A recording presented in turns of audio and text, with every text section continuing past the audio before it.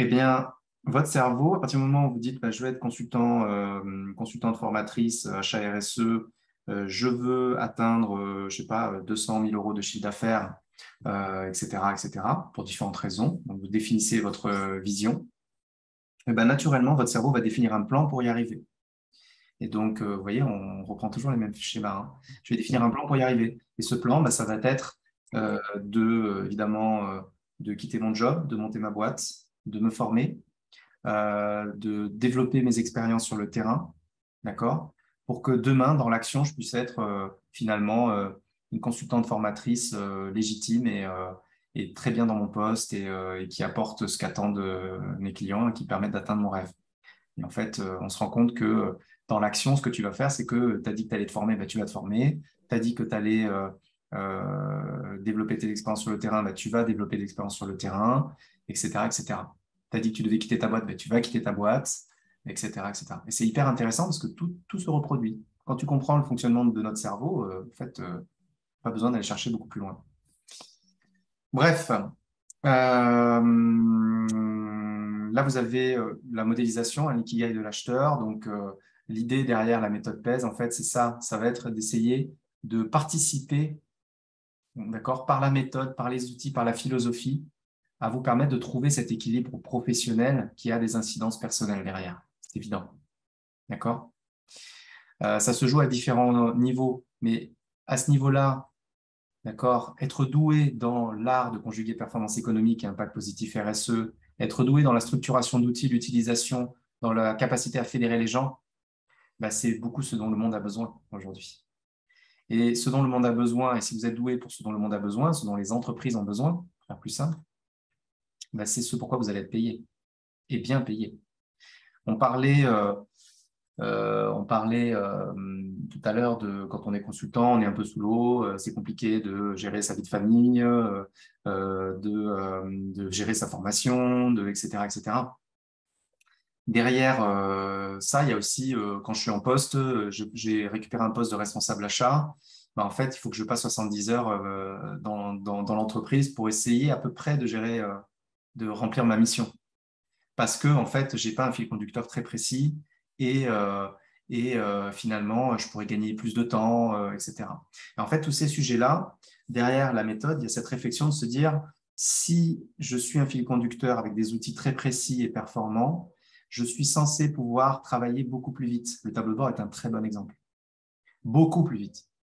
Avant l'arrivée de Sébastien, je me croyais très fort sur Excel, vraiment, hein. Je le dis en toute, en toute humilité, je me croyais vraiment très fort, vraiment. J'avais fait des super projets, mais sauf qu'en fait, je ne me rendais pas compte. Mais je passais plus de temps à faire mes comparatifs d'offres, tableaux de bord, de mesures de gains, de machin, qu'à réellement travailler sur l'innovation, la créativité, l'organisation des relations, etc., etc. Et en fait, des projets étaient beaucoup plus longs. Et quand Sébastien est arrivé, il m'a expliqué le fonctionnement du data management, les nouveaux outils qu'on a créés, auxquels on vous donne accès. Et en fait, ben, tout simplement, la durée d'un projet a été réduite de manière très importante. Entre la gestion digitalisée avec nos logiciels et les outils, la gestion d'un projet, sans parler de son efficacité, de la clarté la clarté vis-à-vis des autres équipes qu'on avait déjà, parce que l'entonnoir existait déjà. Par contre, les nouveaux outils, etc., ça a vachement facilité la fluidité et la rapidité au profit d'actions à forte valeur ajoutée, en fait. On peut penser que passer des centaines, voire des milliers d'heures par an sur, plutôt des centaines sur des fichiers Excel, c'est une forte valeur ajoutée. Ce n'est pas vraiment le cas. Moins tu passes de temps sur les fichiers Excel, plus tu vas les utiliser pour travailler, plus tu vas être efficace en fait.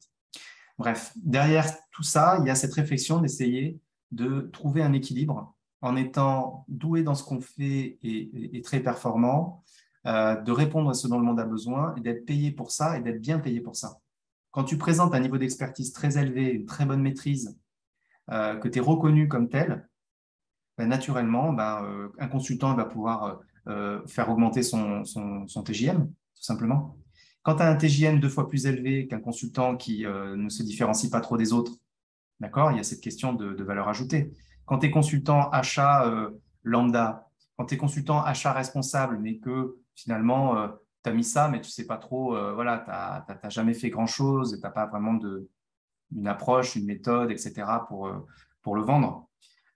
Ou quand tu es consultant achat, formateur, reconnu, avec une super image, un vrai discours, une vraie méthode, des vrais outils, etc., qui font que de fil en aiguille, ta réputation se construit et derrière, tes clients, ils arrivent tout seuls, faire très simple, d'accord? Ton taux journalier aussi va progresser. Et donc, tu vas pouvoir, pour le même chiffre d'affaires, travailler quasiment 2 fois moins. Je donne cet exemple volontairement. C'est réel ce que je dis. Mon premier taux journalier, je vais vous le donner, quand j'ai démarré il y a 11 ans. Mon premier taux journalier était de 350 € par jour, d'accord, avec une SAS. Alors, effectivement, j'étais très content d'avoir ce contrat. Mais je resitue, combien de journées il fallait que je travaille pour faire un chiffre d'affaires me permettant de me sortir un salaire décent? Jour et nuit, du coup. Exactement. Donc, c'est la même chose pour un salarié en entreprise. D'accord? À un moment donné, la méthode va te permettre de faire plus en moins de temps. Donc, tu vas pouvoir remplir ta mission en moins de temps, donc tu vas préserver ta vie personnelle, et en plus, tu vas avoir de meilleurs résultats, donc tu vas être mieux payé. Donc, derrière tout ça, derrière cette recherche de cet équilibre professionnel et personnel, la méthode est un contributeur de ça, en fait, dans cette vision. Et derrière, effectivement, quand tu travailles sur des choses qui dépassent tes propres intérêts personnels, que tu as un vrai impact, d'accord, quand tu fais le bien dans ton action, tu contribues au challenge de demain, tu vas commencer à vraiment aimer ce que tu fais. Passion, mission, vocation, profession, et derrière, on va trouver cet équilibre-là. Voilà, tout simplement. OK, on va trouver notre place dans ce monde professionnel. Voilà. Au-delà qu'en plus, c'est valorisant quand on en parle avec ses amis, dans le cercle personnel aussi. D'accord? Ça vous parle, ça? Petit... Juste peut-être une toute petite remarque sur l'ikigai. Ouais. Bon, effectivement, c'est un sujet complexe hein, parce que c'est un gros travail. Hein. Ouais. Mais ce que je veux dire, c'est que est-ce que tu peux nous éclairer, Guillaume, éventuellement, et peut-être que les autres ont ce genre de questions en tête. Enfin, vas-y. Je ne sais pas. Voilà.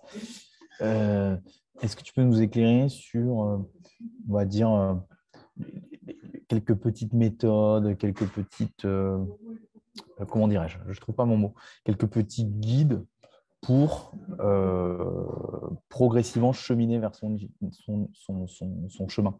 Ouais. Parce que je veux dire, moi, j'ai mis énormément de temps à le trouver. Moi aussi. Pas loin de 10 ans, je crois. En fait, il évolue hein, tout au long de la vie, donc il faut arrêter de croire que c'est de l'acquis. Enfin, je crois, modestement. Est-ce que toi, tu as des méthodes, quelques techniques, quelques tips, peut-être pour se dire, bah voilà, tous les mois, je me fais un point sur où est-ce que j'en suis, sans faire le truc chiant, mais ce que je veux dire, c'est peut-être avoir une approche sympa, un peu ludique, parce que je pense qu'il faut faut éviter de trop se prendre au sérieux non plus. La vie est parfois un peu chiante. Si on peut essayer de se la rendre plus sympa, de temps en temps, c'est cool. L'idée de cette ikigai, c'est de faire ce que tu aimes. Ouais, c'est ça.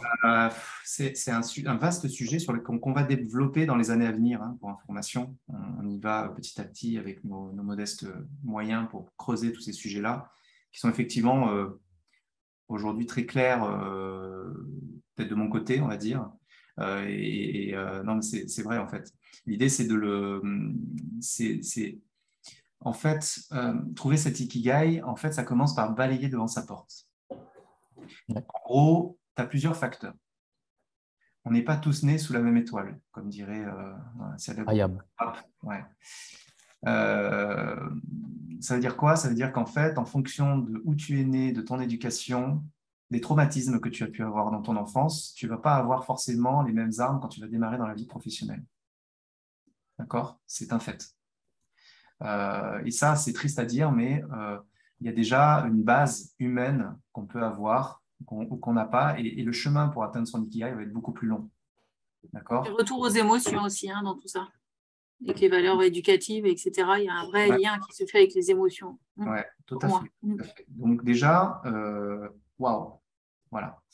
Ensuite, il y a les questions de culture. Je pourrais mettre ça dans l'éducation. Ça, c'est les premiers fondamentaux. Ensuite, tu as les capacités intellectuelles. Pas besoin d'être un génie, attention, pour trouver son ikigai. Mais par contre, quand tu es limité fondamentalement par des handicaps, des choses comme ça, tu vas avoir beaucoup plus de mal à le trouver. D'accord? Ça, c'est des éléments, je dirais, physiques. Dans la recherche de son ikigai, quand on a les bases pour y arriver, d'accord? Et 99% des gens peuvent le faire aujourd'hui, hein, quand même, hein, faut pas non plus pousser. Je dirais que la première étape, c'est pas pour rien d'ailleurs qu'on a choisi nous cette activité, c'est de se former, en fait. Quand tu sais c'est quoi ton métier, quelles sont les étapes pour y arriver, quels sont les outils que tu peux utiliser, quelle est la philosophie que tu peux pousser et auquel tu peux adhérer, le projet commun, en fait. Et bien derrière, ça va faciliter l'entrée dans ça. Et si tout ce package-là, en fait, répond aux besoins des organisations de manière générale, et ben, tu vas être facilement trouver un job et tu vas être payé pour ça. Et puis, plus tu vas déployer les choses et avoir cet impact positif, plus tu vas aimer ce que tu fais. Et naturellement, ça va t'aider à trouver ton ikigai. Alors, si tu joins ça avec une vie de famille équilibrée, voilà, ou tu joins ça avec une vie de famille catastrophique où tu passes tous les soirs, tu te prends la tronche avec ton conjoint ou ta conjointe, et ah oui, bah, bien sûr, bah, ça risque de Peut-être pas tous les soirs, mais tous les 3 soirs, quoi. tous les 3 soirs, quoi.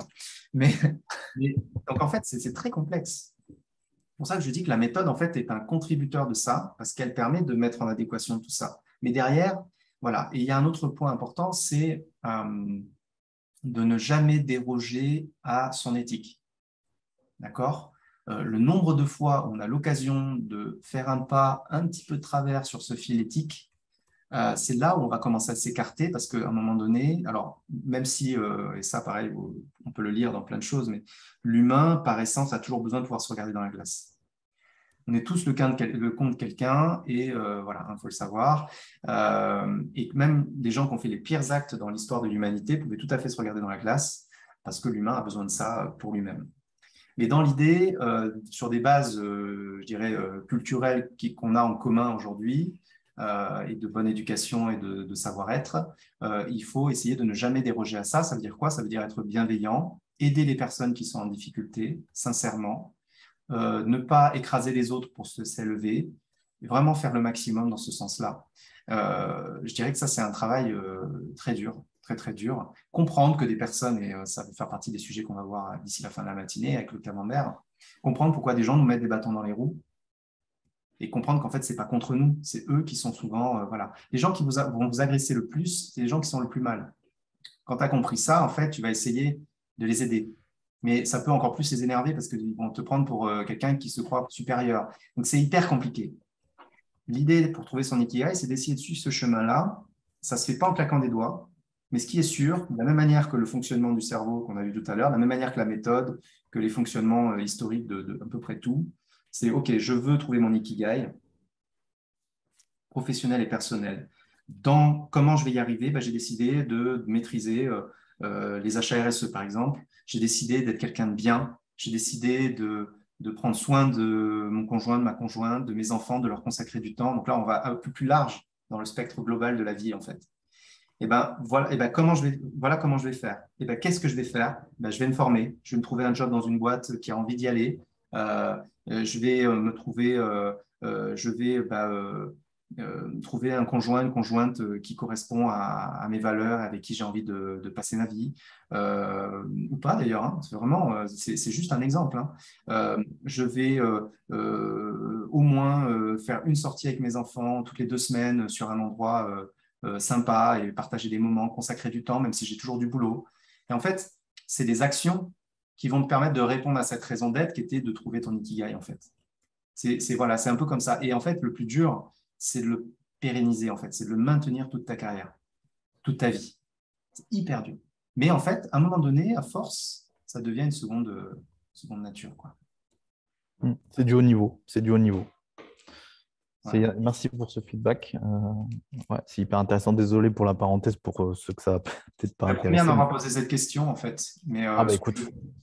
Ce que je viens de partager avec vous, c'est aussi ce que moi j'essaie d'appliquer quoi, à moi-même. Ma raison d'être à moi professionnelle, c'est d'apporter aux gens avec qui je travaille, en fait, vous, mais pas que finalement, d'apporter des clés pour pouvoir trouver leur ikigai, en fait, professionnel.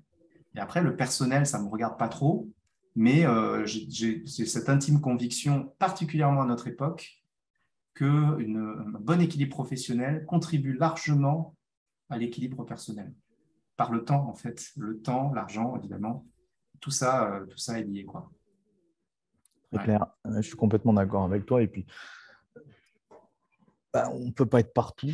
Et effectivement, quand on a trouvé les champs lumière un peu dans lesquels on s'éclate, et si on s'éclate, normalement, on rayonne et normalement, on en fait également bénéficier les autres. Et ben, dans ce cas-là, ça fonctionne. Et ça me fait un peu penser à l'analogie des acheteurs, le 80-20. C'est-à-dire, peut-être ne pas trop s'éparpiller, mais se focaliser sur les 20%, enfin les 2 actions sur 10 qui vont faire que tu vas être heureux et que tu vas rendre les autres heureux. Ouais. Donc ça, c'est chouette. OK. Ouais, ça me fait penser ce que tu dis au 20-80. Je rebondis et puis après, on va continuer. Ouais, on y va. Il y a une époque où j'étais